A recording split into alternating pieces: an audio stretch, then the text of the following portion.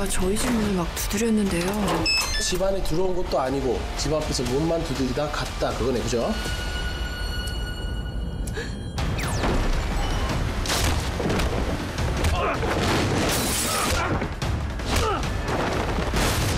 그게 뭐지?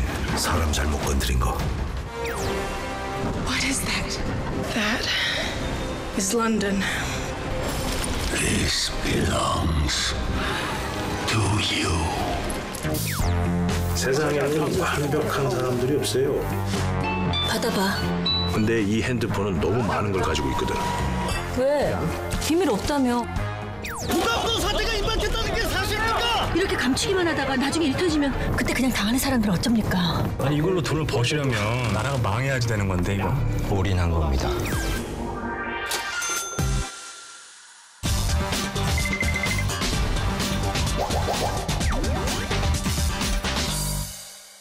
영화를 보는 큰눈 무비빅. 안녕하세요. 여러분의 영화 큐레이터 오상진입니다.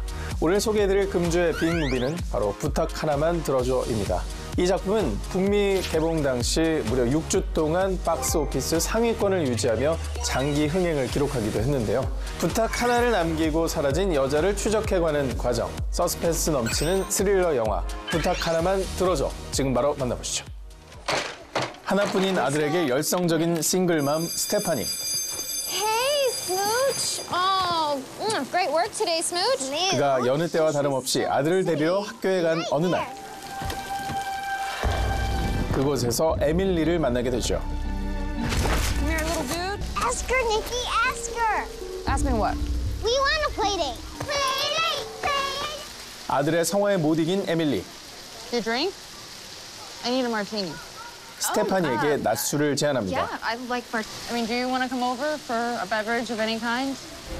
패션 업계에서 잘 나가는 커리어 우먼인 에밀리의 집은 의리의리한 규모를 자랑하는데요. This house is incredible. 스테파니는 부러움에 눈을 뗄 수가 없죠. 그리고 술 한 잔에 가까워지는 에밀리와 스테파니. 그날 이후 성격부터 조건, 사고방식까지 너무도 다른 두 사람은 서로 은밀한 비밀을 공유하며 절친 사이가 됩니다. I have you. If you can't tell me, you can't tell anyone. I'm your best friend. 그러던 어느 날 에밀리로부터 걸려온 전화. Hi. Stephanie, thank God you picked up. Hey, I just have a little emergency. I need your help. Are you okay? I'm fine, but I do need just a simple favor. Can you grab Nikki from school? 스테파니는 그의 부탁대로 자신의 집에 니키를 데려오죠. 그러나 But Nikki's asking when you're coming to get him, and I don't know what to say, so. 며칠이 지나도록 연락 두절, 종적을 감춰버린 에밀리. 불안해진 스테파니는 에밀리의 남편 션에게 전화를 걸죠. Some of the moms think we should go to the police.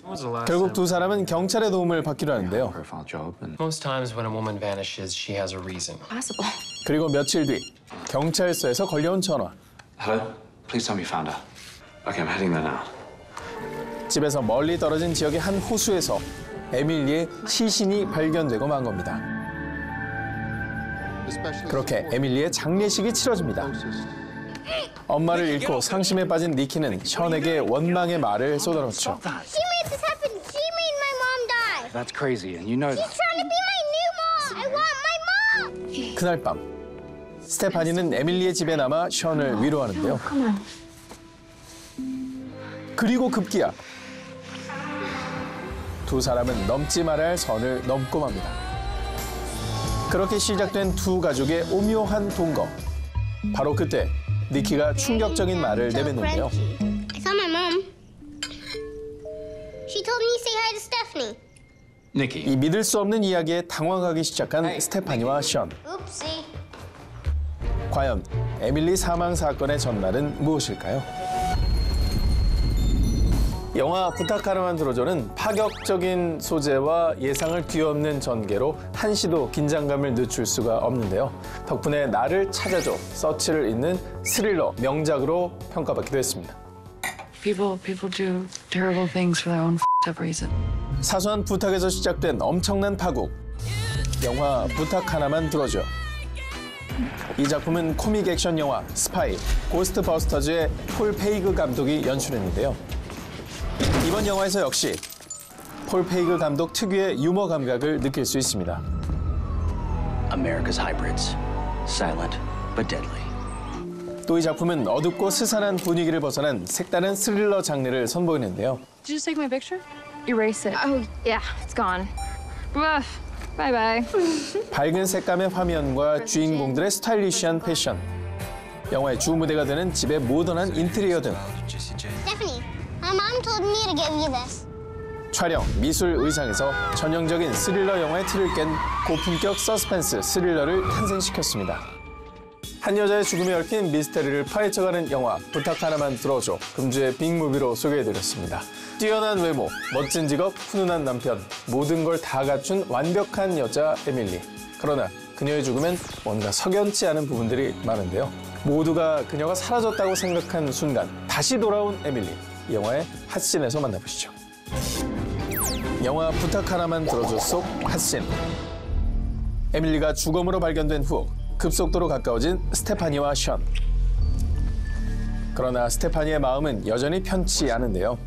I smell her, Sean. I smell her perfume. It's all over Nikki like a ghost. 션은 그런 그를 안심시키며 적극적으로 호감을 표시하죠. Move in with me. We can start a whole new wonderful life together. I love you, Stephanie Smothers. I love you too. 마음이 뒤흔들리고만 스테파니. 본격적으로 에밀리의 흔적을 지우기 시작합니다. 그러나 그 순간 다시 에밀리의 옷가지로 가득 찬 드레스룸. 소름 끼치는 반전의 시작을 알리는 장면입니다. 오늘 금주의 빅무비가 선택한 영화 부탁 하나만 들어줘. BTV로 즐겁게 감상하시고요. 지금까지 오상진이었습니다.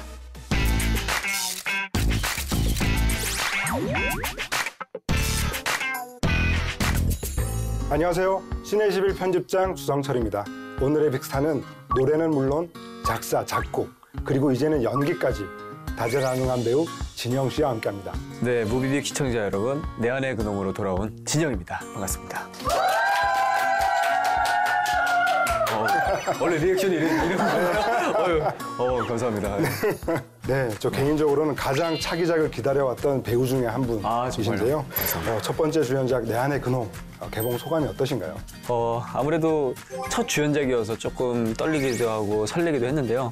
개봉을 하고 나니까 좀 홀가분한 마음이 듭니다. 여기까지 오는데 무려 18년 걸렸다. 축하드립니다, 사장님. 영화 내 안의 그놈은 우연한 사고로 인해 고등학생 동현과 영혼이 바뀌어버린 재벌가 사장 판수의 이야기인데요. 알바! 내 몸을 훔쳤어! 도둑이야! 경찰에 신고해! 119, 112! 당신 배꼽 옆에 복숭아 모양의 작은 반점이 있어. 괜찮다면 조금 더 은밀한 부위를 얘기해도 될까? 그는 동현의 몸으로 첫사랑 미선과 존재조차 몰랐던 딸 현정을 만나게 되죠. 현정이가 딸이라고? 그때부터 시작된 판수의 인생 최대의 위기를 담은 영화입니다. 지금 들었다고 지금 나도 올리고 있는 거지? 그치? 앉아. 얘기 안 끝났어. 자식, 아빠 앉아. 아, 예? 이 몸이 뒤바뀌게 되는 배우 박성웅 씨가 적극적으로 캐스팅 추천을 했다고 들었어요. 이 내 안의 그놈 어떻게 출연하시게 되셨나요? 아, 맞아요. 네, 추천을 하셨었어요. 그래가지고 저한테도 이제 물어보셨었는데 아무래도 처음에는 좀 약간 부담감이라고 해야 되죠. 최인지 역할이 실제로도 좀 얘기 들어보면은 베테랑 배우분들도 잘 안 하시려고 하는 그런 역할이라고 하시더라고요. 아니, 내가 왜 여기 누워 있어? 근데 오히려 저 같은 경우는 잘 몰라서 좀 더 도전을 할 수 있지 않았나 싶어요. 좀 그래 이것도 경험이니까 한번 이번 통해서 많이 배워갈 수 있지 않을까. 그래서 출연을 하게 되었습니다. 네. 나와 이 새끼야. 이 소심한 고등학생 동현과 이 재벌 조직의 사장 판수, 정말 극과 극의 두 캐릭터를 연기하셨는데요. 부담감은 좀 어떠셨나요? 솔직히 초반에는 부담감이 정말 많았죠. 이게 사실 정답이 없잖아요.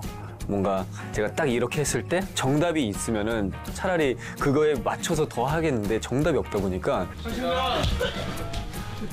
실제로 들어가기 전에 리딩을 많이 하잖아요. 근데 저희는 한 리딩 2번 하고선 감독님이랑 딱 이제 이야기했던 게 리딩 하지 말자고 그냥 가서 부딪히자라고 얘기를 하시더라고요. 그래가지고 감독님이 저를 믿어주시고 서로 부딪히면서 좀 했던 것 같아요.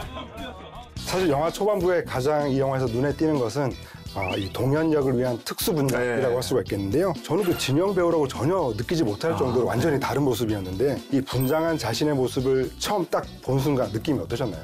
세상이 많이 좋아졌다. 네, 정말 신기했거든요. 와 보면서 좀 저 아닌 것 같은 거예요. 많이 드시네요. 탐이 끊이질 않는다.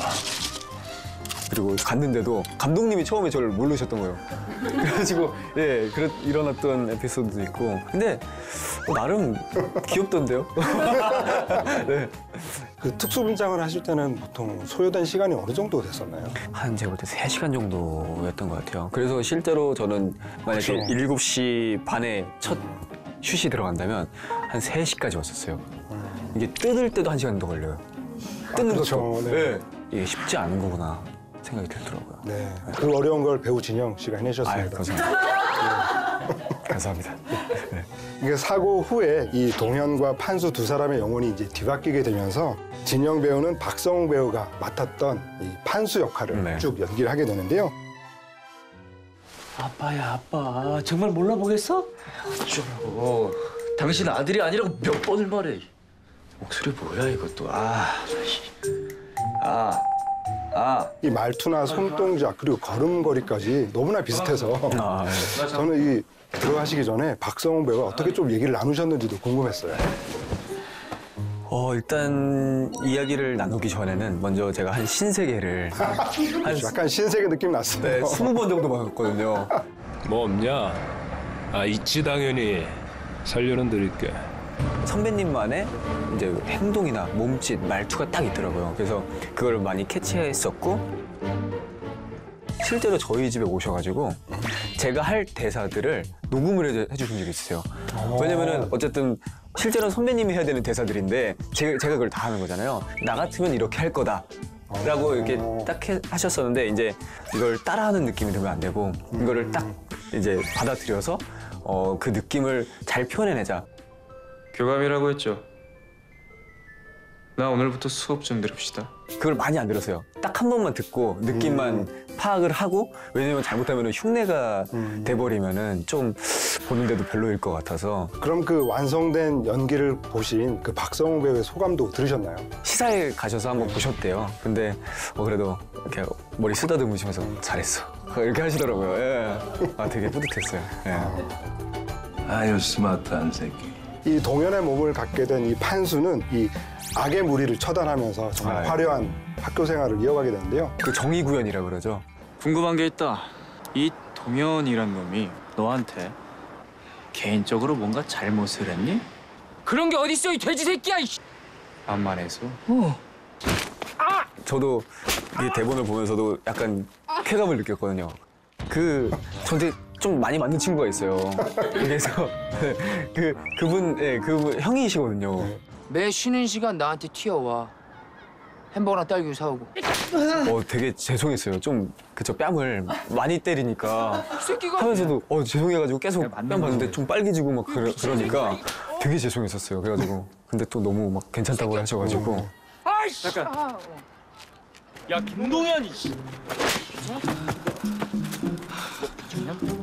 난 괜찮지. 영화 속에서 이 판수에게 불타는 충성심을 보여주는 이 신복 만철 캐릭터 등장을 하는데요. 이 역할을 연기한 배우가 바로 이준혁 배우예요. 정말 저도 영화를 보면서 많이 웃었는데 그 이준혁 배우를 옆에서 좀 지켜본 느낌은 좀 어떠신가요?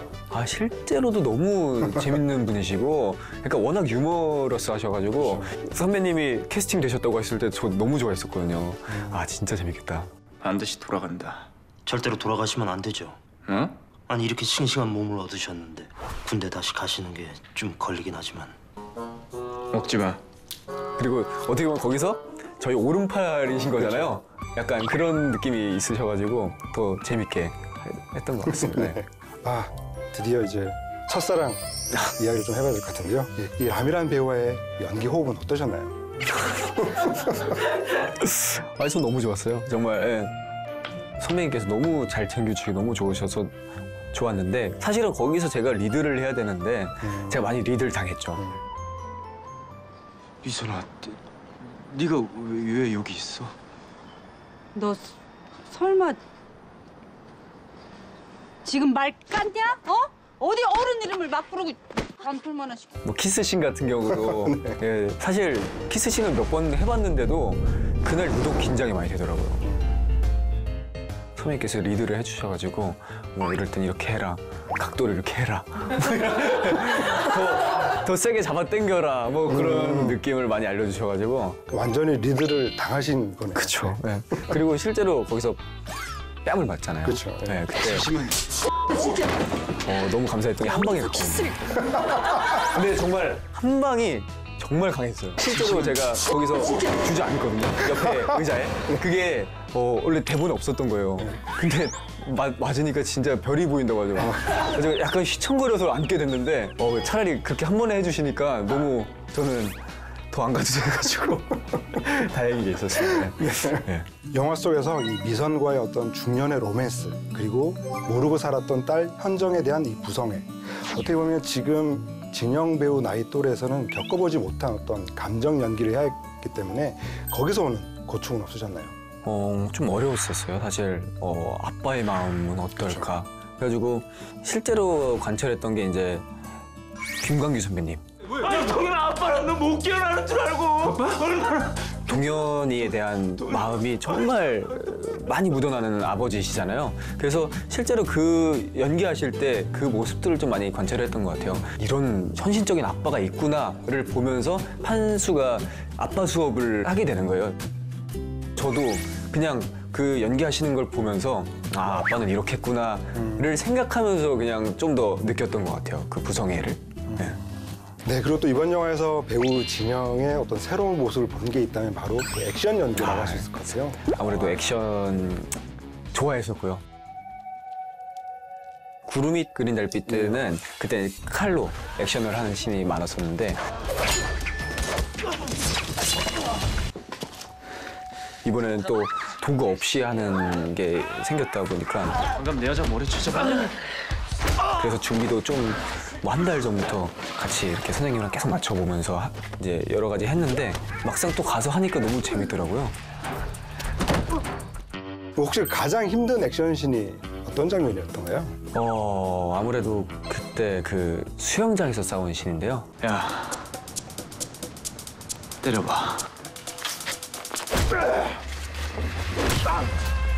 그때 워낙 추웠고 몸이 얼기 시작하니까 이 몸 쓰는 것들이 너무 힘들더라고요. 그래서 조금 뻣뻣하게 나올까 봐 좀 걱정되는 게 많았었죠. 실제 오히려 몸도 많이 막 풀고 그렇게 했던 기억이 있습니다. 개 멋있어. 사실 이 영화는 그 배우 진영의 영화라고 할 만큼 배우 진영 씨가 정말 멋지게 나온 장면들이 되게 많거든요. 그 다이어트에 성공하고 학교에 첫 등교하는 장면은 또 어떠셨어요? 그 장면이요? 사실 좀 저는 찍으면서 약간 이래도 되나? 네, 이래도 되나 싶더라고요. 너무 별빛이 내린다.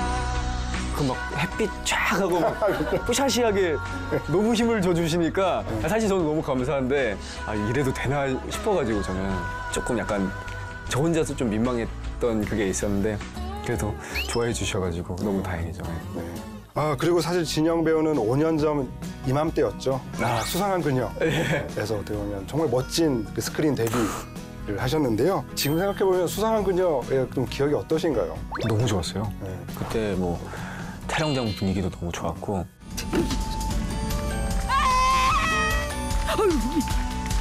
할머니? 뭔가 소재도 좀 특이했잖아요. 네, 특이했기 때문에 이게 영화로 나왔을 때 어떨까. 그때부터 사실 코미디 장르에 대한 매력을 느끼기 시작한 것 같아요. 수상한 그녀를 딱 영화관에서 봤을 때 관객분들이랑 같이 보잖아요. 정말 많이 웃는 거예요. 혼자서 그냥 TV에서 봤으면은 그냥 피식하고 넘어갈 수 있는 부분인데 이게 관객분들이 함께 사람들이 같이 웃으니까 더 즐거운 그런 게 있는 거죠. 영화관에서 보는 코미디 장르에 대한 그 매력을 엄청 많이 느꼈던 것 같아요. 저는 수상한 그녀 이후에 이 내 안에 그놈까지 되게 멋지게 성장했다고 느끼는 이유는 이 두 영화에 공통적으로 상의 탈의 장면이 있어요. 그때는 상의 탈의를 생각을 못했었어요. 왜냐면은 그게 딱 있지 않았거든요. 할아버지 힘드시면 썬데게 누워 계세요. 근데 생각해보니까 워터파크라고 해서 워터파크에 가니까 당연히 벗어야 되는 거잖아요.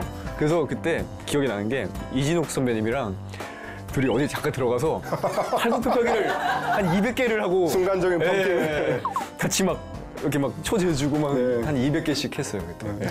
그때와 지금을 비교해봐도 정말 멋지게 성장하셨더라고요.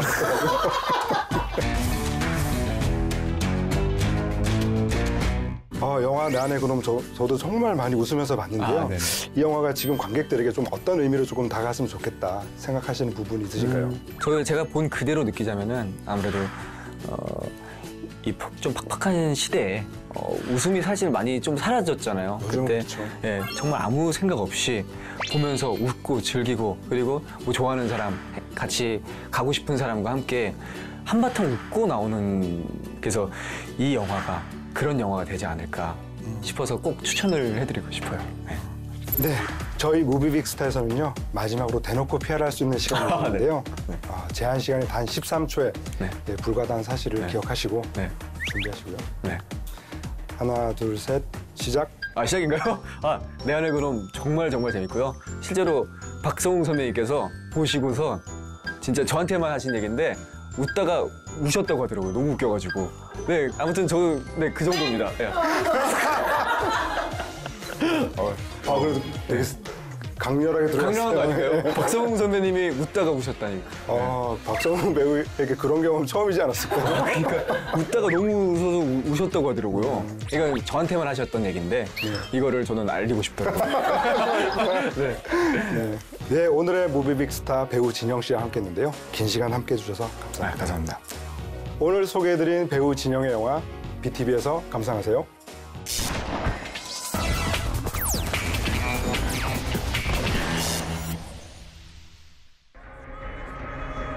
전쟁으로 황폐해진 미래의 지구.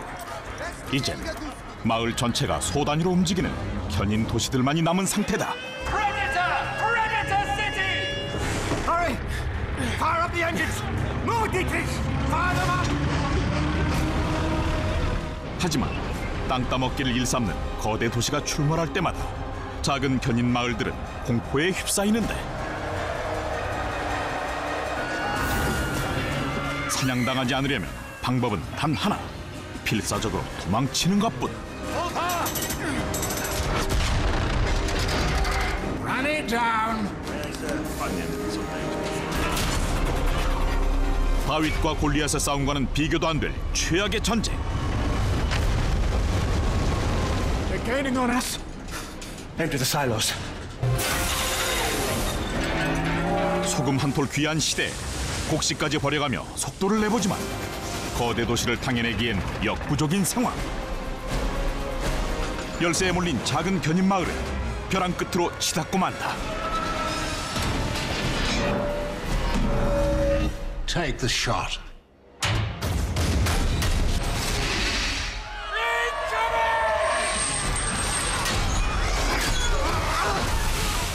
마침내 작은 마을을 집어삼킬 거대 도시의 입구가 열리고 서글픈 순간을 맞이해야 하는 순간. 과연 이들의 운명은 어떻게 될 것인가? 액션 영화 모털 엔진을 만나보자. Citizens of Solsaga, welcome to London. Stay in your allocated. 거대 도시의 노예로 끌려온 오늘의 주인공 헤스터. 그녀가 손끝에 칼을 숨긴 이유는 대체 뭘까? 바로 거대 도시의 수장 발렌타인을 노리기 위함이었다. Valentine, this is for my mother. This is for Pandora Shaw. 사실 발렌타인은 헤스터의 엄마를 죽인 철천지 원수였던 것.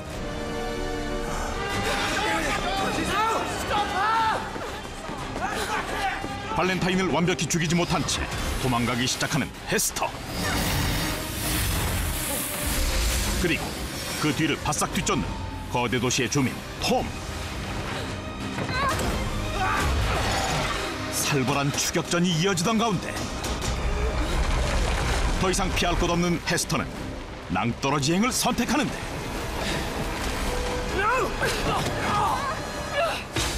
I've got you. Let go of me. This is what he does when he gets in his way. Ask him why he murdered my mother.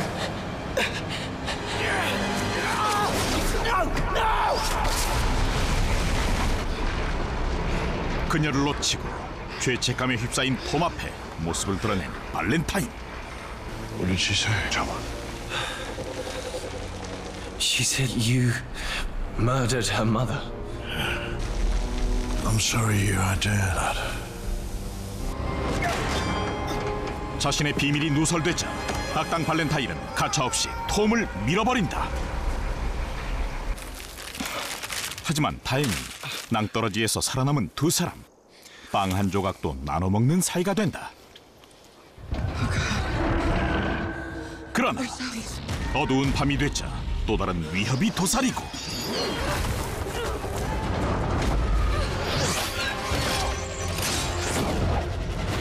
Scabs on a night hunt. What's they hunting? Us. 결국 두 사람은 해적들에게 붙잡히고 만다. Ladies and gentlemen, welcome to Rustwater Market. 그렇게 노예 경매대에 오르게 된 헤스터. Stone Crow. This one is a real swamp donkey and priced accordingly. Going twice.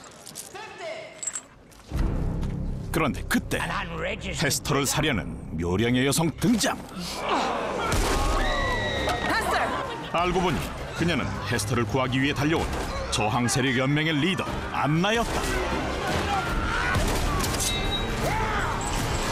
여전사 카리스마 뿜뿜. 안나는 멋들어진 싸움 실력으로 헤스터와 톰을 구출해낸다. 한편 거대 도시의 수장 발렌타인은 어마무시한 무기를 준비하고 지구에 남은 모든 도시를 정복하려는 계략을 시행한다.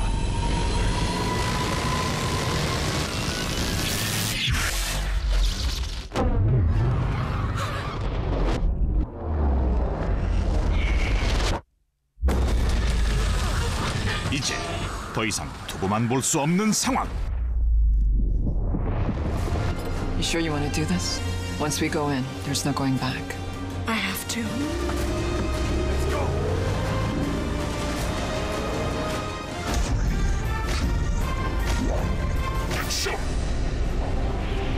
발렌타인이 이끄는 거대 도시에 맞서기 위해 드디어 저항 세력 연맹 출격. They're gonna fire again. Pull up! Pull up! 하지만 거대 도시의 신무기는 핵무기보다 강력한 위력을 발산하고 Recharge! Let's do this! 그러나 이에 굴하지 않고 목숨을 다 바쳐 적군을 향해 돌진하는 용감무쌍한 저항 세력들.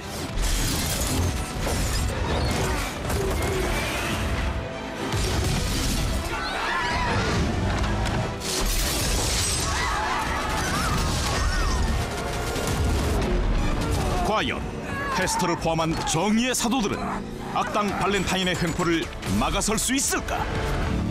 Your history. 영화 모털 엔진.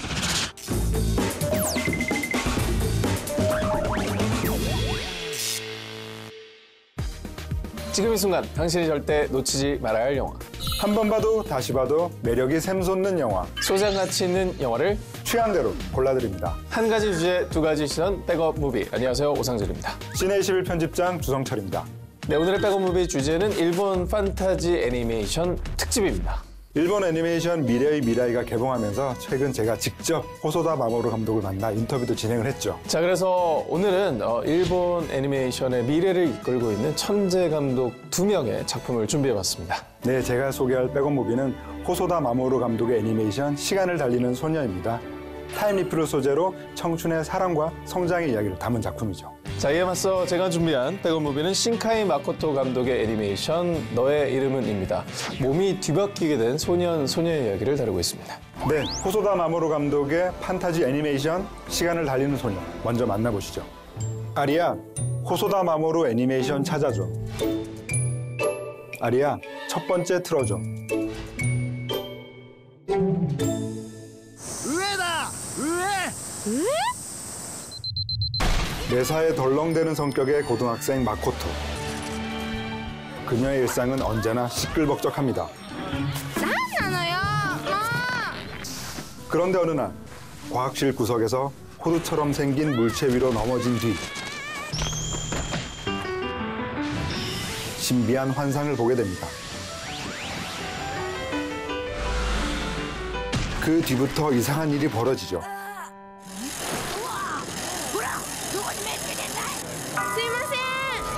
자전거를 타고 하교를 하던 중 열차 충돌 사고를 겪은 순간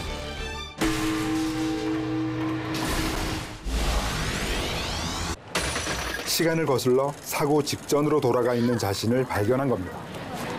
ほらどこに目つけてんだいタイムリープ誠が時間を飛び越えて過去に戻ったのよ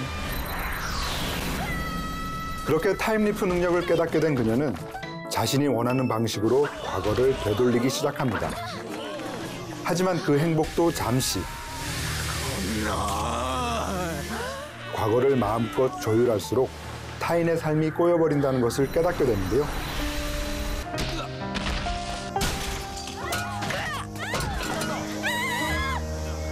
시간을 넘나든 그녀에겐 앞으로 어떤 미래가 펼쳐지게 될까요? 미래에 맞대. 영화 시간을 달리는 소녀입니다. 시간을 달리는 소녀를 만든 호소다 마모루 감독은 썸머워즈, 괴물의 아이, 늑대 아이, 그리고 미래의 미라이를 만든 일본을 대표하는 애니메이션 거장이 됐죠. 네, 그렇습니다. 그중에 시간을 달리는 소녀는 그를 세계적으로 알린 초창기 작품이기도 하고 가장 그가 애정하는 작품으로도 알려져 있죠. 호소다 마모루 감독은 늘 감성적인 판타지와 따뜻한 스토리로 큰 사랑을 받아왔는데요. 이번 작품을 통해서도 역시나 호소다 마모루 감독 특유의 판타지 감성과 청춘의 성장 이야기를 잘 담아내고 있죠. 이 점이 바로 시간을 달리는 소녀의 백업 포인트라고 하겠습니다. 시간을 달리는 소녀라는 제목 그대로 주인공 소녀 마코토는 우연히 타임리프의 능력을 갖게 됩니다. 私飛べんじゃん飛べんじゃん 전속력을 다해 내달리면 원하는 과거로 시간을 되돌릴 수 있게 되는 거죠. アティスウェイね奮発したじゃないまたお小遣い日に戻ればいいんだもんそしたら全額手つかずだよ 만약에 주 편집장님이 이 능력을 갖게 된다라고 하면 가장 먼저 하고 싶은 일은 무엇이에요? 예, 요구를 하셔도 좋습니다. 저는 매주 토요일 8시 45분 로또 생방송 이전으로 돌아가요. 너무 꿈이 작네. 그럼 상진 씨는 어디로 가고 싶으신가요? 예? 저는 저기 분당이나 일산에 한 30년 전으로 돌아가서 땅을 이만큼. 타임리프라는 엄청난 능력을 갖게 되면 할 수 있는 일이 굉장히 무궁무진할 텐데 주인공 마코토의 선택은 굉장히 소소합니다. はいお時間5分前ですじゃあ出ます時間 친구들과 노래방 시간을 무한대로 늘려놓는다거나 何やってんだ誠何もっていうか転んだどうやったら転べんだよつうか今ここに座ってたろいいから続き歌うよ 가장 좋아하는 음식인 철판구이를 다시 먹기 위해 가족의 식사 시간을 되돌리기도 하죠. 방금 저희의 대화를 굉장히 반성하게 되네요. 네, 저희가 너무 순수함을 잃어버린 게 아닌가라는 또 생각도 들고요. 그리고 10대 소녀만의 발상과 행동이 잘 묻어나오는 사건이 있습니다. 마코토는 절친으로만 생각했던 치아키에게 고백을 받게 됩니다. 마코토 응? 俺と付き合えば 그녀는 당황스럽고 부끄러운 나머지 시간을 되돌리게 되죠. そしたら誠俺と付き合えばだからその話は 몇 번을 되돌려도 똑같은 상황이 반복되자 그녀는 애초에 고백을 받기 한참 전으로 타임리프를 해버립니다. あれ誠持 ってけよいいおい急にどうしちゃったんだよ 그렇게 타임리프 능력을 마음껏 즐기게 된 마코토에게 그녀의 이모가 아주 의미심장한 메시지를 던집니다. もう最高だねタイムリープやめらんないよこれ毎日が楽しくって楽しくって笑いが止まりませんよガッハハハ誠がいい目見てる分悪い目を見てる人がいるんじゃないの? 자, 그 뒤에 그녀는 본인의 행복을 위해 돌려놓은 과거가 누구에게는 불행을 만들 수도 있다는 것을 깨닫게 됩니다. 마코토는 과거 조리 시간에 사고를 친 적이 있죠.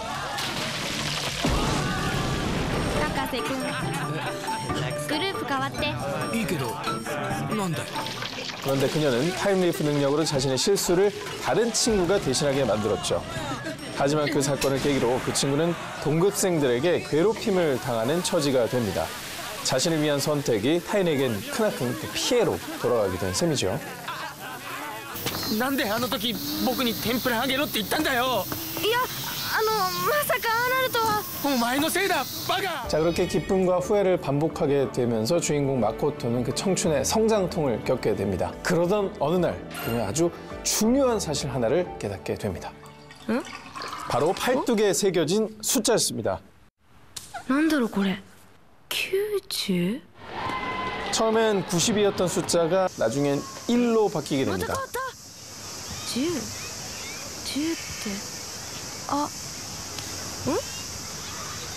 1?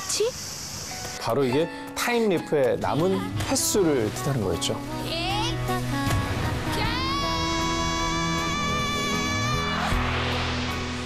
과연 그녀에게 남은 단 한 번의 타임리프 기회를 어느 순간에 사용하게 될까요?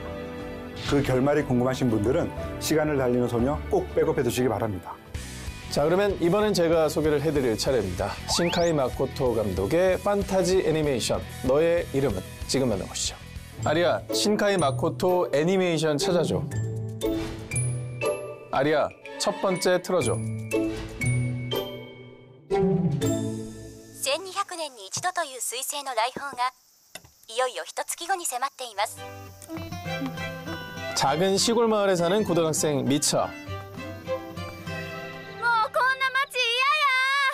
こんな人生嫌や。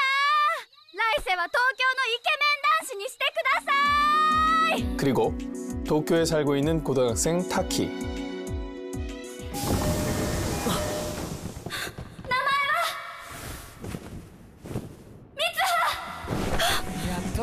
は서로 전혀 알지도 못하는 두 사람에게 거짓말 같은 일이 벌어지고 맙니다. 바로 둘의 몸이 뒤바뀌어 버린 것이죠. 미처와 타키는 반복되는 기이한 현상이 단지 꿈이 아니라는 것을 깨닫게 됩니다. ど田舎暮らしの三葉との入れ替わりは不定期で週に 2,3 度不意に訪れる。トリガーは眠ること、原因は不明。 당황스러운 현실을 받아들인 둘은 몸이 바뀔 때마다 자신이 겪는 경험을 메모하기 시작하죠. それなのにあの男は 그리고 한 번도 만난 적 없는 두 사람은 서로의 일상을 공유하며 허물없는 사이가 되어갑니다. うぬぼれんといてよね。彼女もおらんくせに。お前だっていねえじゃねえか。私は俺はいないんじゃなくて作らないの。なぜかもう二度と俺と三葉との入れ替わりは起きなかった。 하지만 어느 날부터인가 몸이 바뀌지 않게 되자 타키는 미차를 직접 만나기 위해 시골 마을로 여행을 떠나게 되는데요. 과연 두 사람의 시공간을 둘러싼 비밀스러운 연결고리의 정체는 무엇일까요? 영화 너의 이름은입니다.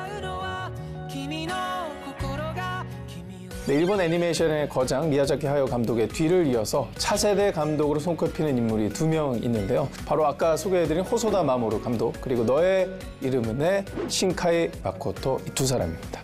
이 작품은 2016년 개봉 당시에 일본에서 무려 1,800만 관객을 동원하는 대히트작이 되었죠. 네, 관객 수만 놓고 보면 일본의 명량이라고 할 수도 있겠는데요.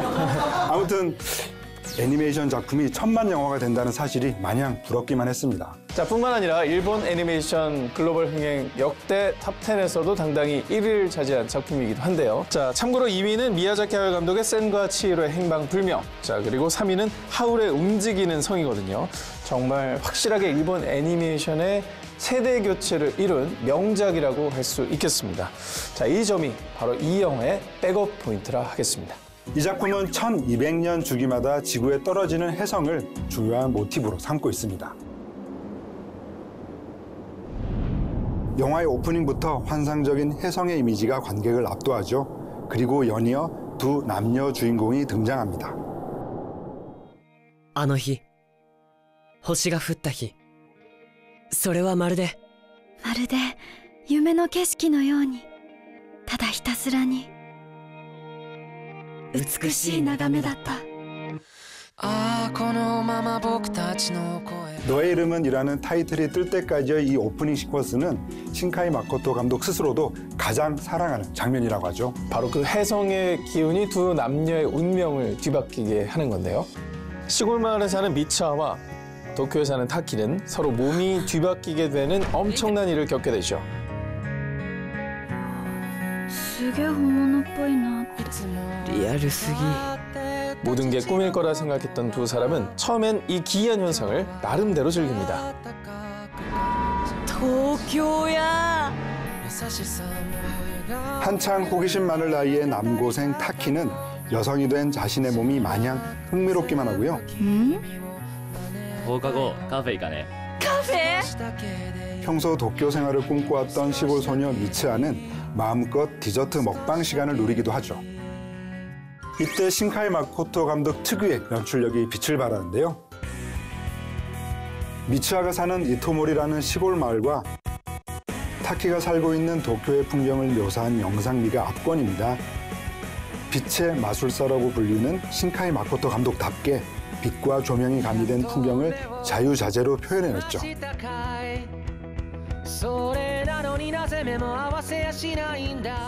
그뿐만이 아닙니다. 신카이 마코토 감독의 작품이라고 하면 빛과 함께 빼놓을 수 없는 것이 바로 사실적인 배경 묘사인데요. 그는 애니메이션 한 작품을 진행할 때마다 10,000장 이상의 배경 사진을 촬영한다고 합니다. 덕분에 사실감 넘치는 배경 그림이 감수성 짙은 스토리와 캐릭터의 감정을 표현하는 데 큰 역할을 하게 되는 거죠. 자, 그리고 앞서 소개해드린 시간을 달리는 소녀와 함께 이 작품엔 반가운 공통점이 있기도 한데요. 주인공 미츠하의 집을 따뜻하게 표현하고 싶었던 신카이 마코토 감독은 시간을 달리는 소녀 속 마코토의 집을 일부러 참고해 그렸다고 밝힌 바 있습니다. 처음엔 이 영화가 소년과 소녀의 몸이 뒤바뀌는 로맨틱 코미디로 생각하신 분들도 많았을 것 같아요. 미츠하, 니게로! 하지만 그게 후반부로 향할수록 굉장히 무겁고 중요한 주제를 꺼내놓으면서 예상치 못한 방향으로 이야기가 흘러가거든요.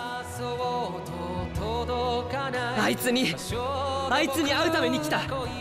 助けるために来た。生きていて欲しかった。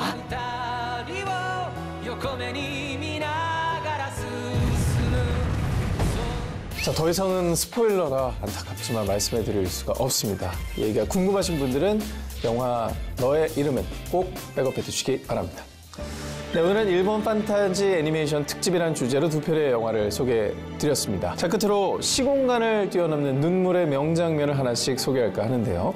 먼저 시간을 달리는 소녀에서 시공간을 뛰어넘은 눈물의 명장면은 주인공 마코토가 친구 고스케를 살리기 위해 달리는 장면입니다. 마코토는 친구 고스케에게 문자 한 통을 받습니다.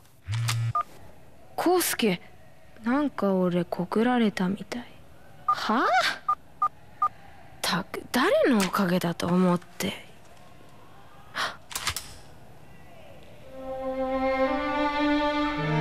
まさか。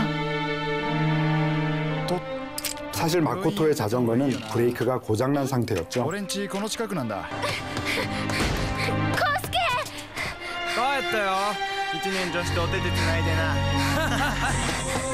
그녀는 친구를 구하기 위해 미친 듯이 내달리기 시작합니다. 하지만 그녀에겐 이미 타임리프 횟수가 더 이상 남아있지 않은 상황. 요, 마코토! 그런데 그때 친구 고스케가 자전거를 타고 가는 모습을 목격하게 되죠.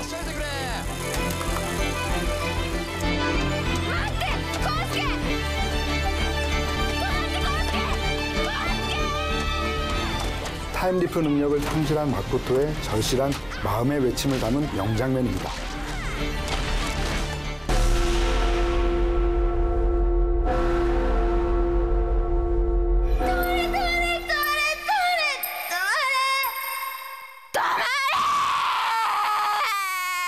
네, 과연 마코토가 친구의 목숨을 구할 수 있게 될지 그 결말이 궁금하실 텐데요. 꼭 BTV를 통해서 확인하시기 바랍니다. 자, 이번엔 영화 너의 이름은의 시공간을 뛰어넘는 눈물의 명장면을 소개하겠습니다. 바로 주인공 타키와 미츠하가 만나는 장면입니다. 타키君! 서로 몸이 뒤바뀐 상태로 똑같은 장소에 도착한 미츠하와 타키. タキ君! タキ君! どこ? 三葉だ。声は聞こえるのに。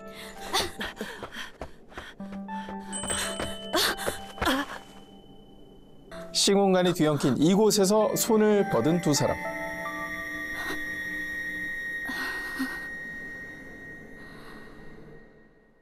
가타와레도키다. 드디어 기적처럼 서로를 만나게 됩니다. 滝くん。滝くんがいる。お前に会いに来たんだ。大変だったよ。お前すげえ遠くにいるから。ほら、3年俺が持ってた。今度はミツハが持ってて。 운명의 끈으로 이어진 두 사람의 감동적인 만남이 영화의 명장면을 장식한 대목입니다.